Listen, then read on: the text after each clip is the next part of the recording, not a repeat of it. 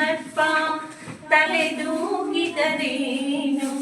ಒಳಗಣ ವಿಷವ ಬಿಡದನ್ನಕ್ಕ ವಿಷವ ಬಿಡದನ್ನಕ್ಕ ಹಾಡಿದರೇನು ಕೇಳಿದರೇನು ತನ್ನಲ್ಲುಳ್ಳ ಅವಗುಣವ ಬಿಡದನ್ನಕ್ಕ ತನ್ನಲ್ಲುಳ್ಳ ಅವಗುಣವ ಬಿಡದನ್ನಕ್ಕ ಒಳಗನರಿದು ಹೊರಗೆ ನೀನೆನಗೆ ತೋರ ಅರ್ಜುನ ಕೊಳಗದನಿಗೆ ಸರ್ಪ ತಲೆದೂಗಿದರೇನು ಕೊಳಗದನಿಗೆ ಸರ್ಪ ತಲೆದೂಗಿದರೇನು ಒಳಗಣ ವಿಷವ ಬಿಡದನ್ನಕ್ಕ ಒಳಗಣ ವಿಷವ ಬಿಡದನ್ನಕ್ಕ ಒಳಗಣ ವಿಷವ ಬಿಡದನ್ನಕ್ಕ. ನನಗೆ ಸರ್ಪ ತಲೆದೂಗಿದರೇನು ಅಂದ್ರೆ ನಾರ್ಮಲ್ ಆಗಿ ನಾವು ಯಾರಾದ್ರೂ ಹಾವಾಡಿಗರನ್ನ ನೋಡಿದಾಗ ಅವ್ನು ಹಿಂಗೆ ಆಡಿಸ್ತಾ ಇರ್ತಾನೆ, ಅದು ಎಡೆ ಎತ್ಬಿಟ್ಟು ಹಿಂಗೆ ಆಡಿಸ್ತಿರುತ್ತೆ ಅಂತ ಅದು ನಾರ್ಮಲ್ ಆಗಿ ಹೇಳೋ ಅಂಥದ್ದು.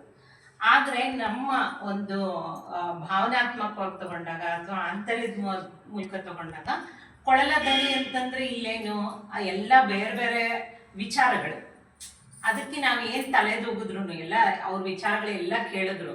ಈಗ ನಾವು ಹೆಂಗಿರ್ತೀವಿ ಅಂದ್ರೆ ಎಲ್ಲಾ ವಿಚಾರಗಳನ್ನ ಕೇಳ್ಬೇಕು, ನಮಗೆ ಏನ್ ಬೇಕೋ ಅದನ್ನ ಮಾತ್ರ ತಗೋಬೇಕಷ್ಟೇ, ಎಲ್ಲದಕ್ಕೂ ತಲೆ ದೂಗಬಾರ್ದು ಅಂತ ಹೇಳ್ಬಿಟ್ಟು. ಅಂದ್ರೆ ಯಾವುದೇ ವಿಚಾರ ಬಂದಾಗ್ಲೂ ಕೂಡ ನಮಗೆ ಏನು ಸರಿ ಅನ್ಸುತ್ತೋ, ನಮಗೇನು ಅವಶ್ಯಕತೆಯೋ ಅದನ್ನ ಮಾತ್ರ ನಾವು ತಗೋಬೇಕು. ಹಾಡಿದರೇನು ಕೇಳಿದರೇನು ಸಾರಿ ಒಳಗಣ ವಿಷವ ಬಿಡದನ್ನಕ್ಕ ಅಂದ್ರೆ ಆ ಕೊಳಲದನಿಗೆ ಸ್ವಲ್ಪ ತಲೆದೂಗಿದರೇನು ಅಂತ ಒಂದು ಕೆಟ್ಟ ಗುಣನ ಅದು ಬಿಡೋದಿಲ್ಲ ಅದನ್ನ.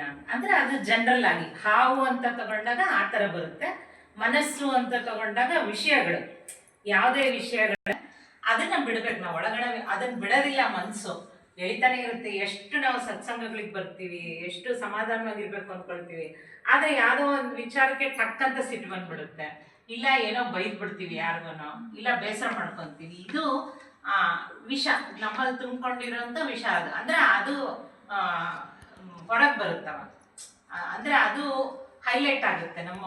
ನಾವು ಅದು ಸಪ್ರೆಸ್ ಆಗಬೇಕು, ಒಳ್ಳೆ ವಿಚಾರಗಳು ಹೊರಗಡೆ ಬರಬೇಕು. ಆದರೆ ಇದೇನಾಗ್ಬಿಡುತ್ತೆ, ಈ ಮನಸ್ಸು ತಲೆ ದುಗ್ತಾ ಅದಕ್ಕೆ ಜಾಸ್ತಿ ಒತ್ತು ಕೊಡ್ತಿರುತ್ತೆ. ಏನು ಕೆಟ್ಟದಿರುತ್ತೋ, ಯಾರ್ದೋ ಒಂದು ಗಾಸಿಪ್ ಕೇಳ್ಬೇಕಂದ್ರೆ ಕಿವಿ ಟಣ್ಣಂತ ನೆಟ್ಟಗಾಗ್ಬಿಡುತ್ತೆ. ಹೌದಾ ಹಂಗಾಯ್ತಾ ಅಂತ. ಆದರೆ ಒಳ್ಳೆ ವಿಚಾರಗಳು ಸತ್ಸಂಗ, ಅದೇ ಈಗ ಹೇಳಿದ್ರಲ್ಲ, ಸತ್ಸಂಗಕ್ಕೆ ಬರ್ತೀರಾ ಅಂದ್ರೆ ನಮಗೆ ಟೈಮ್ ಇಲ್ಲ, ನಾವೆಲ್ಲ ಹೋಗ್ಬೇಕು, ಅಲ್ಲಿಂದ ಬೇಕಾದ್ರೆ ಒಂದು ಗಂಟೆ ಯಾರಾದ್ರೂ ಮನೆ ಹತ್ರ ನಿಂತ್ಕೊಂಡು ಮಾತಾಡೋಗಿರ್ತಾರೆ, ಇಲ್ಲಿ ಒಳಗಡೆ ಬರಲ್ಲ, ಸತ್ಸಂಗಕ್ಕೆ ಬರಲ್ಲ. ಹಿಂಗೆ ಅದು ಆ ವಿಷಯನ ನಾವು ಬಿಡಬೇಕು, ಆ ವಿಷಯವನ್ನ ಬಿಡಬೇಕು.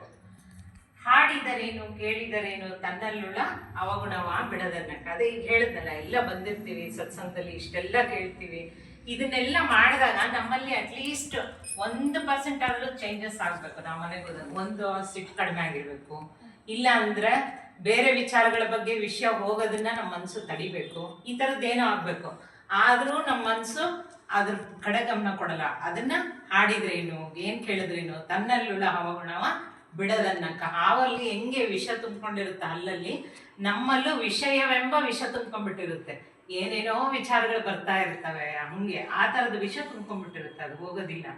ಒಳಗನರಿದು ಹೊರಗೆ ಮರೆದವನ ಅಂದ್ರೆ ಆಂತರ್ಯವನ್ನ ಅರಿತು ಬಿಟ್ಟು ಹೊರಗಿಂದ ಜಗತ್ತನ್ನ, ನಾವು ಹೊರಗಿನ ಜಗತ್ತೆಲ್ಲ ಬದುಕಬೇಕು, ಎಲ್ಲೋ ಕಾಡಲ್ಲಿ ಬದುಕಕ್ಕಂತೂ ಸಾಧ್ಯ ಇಲ್ಲ. ನಾವ್ಯಾರು ಇಷ್ಟು ಜನಗಳ ಮಧ್ಯದಲ್ಲೇ ನಾವು ಬದುಕಬೇಕು, ಇಲ್ಲೇ ಬದುಕಬೇಕು. ಆದ್ರೆ ಒಳಗನ್ನ ಅರ್ತ್ಕೋಬೇಕು. ಅದನ್ನ ಹೆಂಗೆ ಹೇಳ್ತಾರೆ, ಅದೇ ಕಾಯ್ಕೋಬೇಕಲ್ಲ ಸಂತಪಸು.